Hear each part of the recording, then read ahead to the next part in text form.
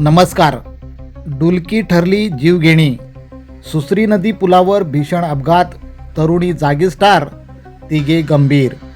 साक्री तालुक्यातील पिंपळनेर येथून सत्संग कार्यक्रम आटपून परतत असताना झालेल्या भीषण अपघातात एका तरुणीचा जागीच मृत्यू झाला असून तिचे वडील, आई व बहीण गंभीर जखमी झाले आहेत.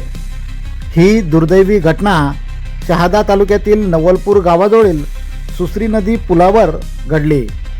मसावद येथील रहिवासी, माजी सैनिक तसेच भूमापन विभागात कार्यरत असलेले संजय मच्छिंद्र सोनवणे हे आपल्या कुटुंबियांसह पिंपळनेर येथे ठाकूरसिंग बाबा यांच्या सत्संग कार्यक्रमासाठी स्वतःच्या अल्टो कारने गेले होते. कार्यक्रम आटपून पहाटे घरी परतत असताना हा अपघात घडला. दीर्घ प्रवास व जागरणामुळे वाहन चालविताना चालक संजय सोनवणे यांना अचानक डुलकी लागल्याने वाहनावरील नियंत्रण सुटले आणि कार पुलावरील डिवायडरवर भरधाव वेगात आदळली. धडकेचा जोर इतका भीषण होता की वाहनातील सर्वजण गंभीर जखमी झाले.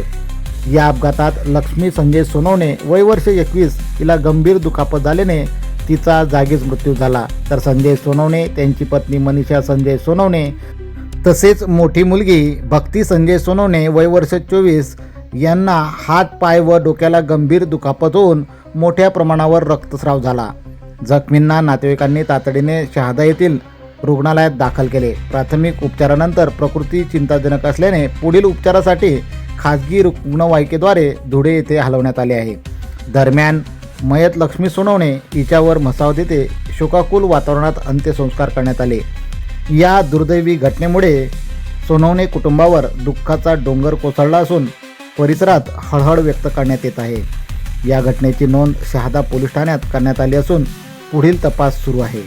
KTN news network, Shahada.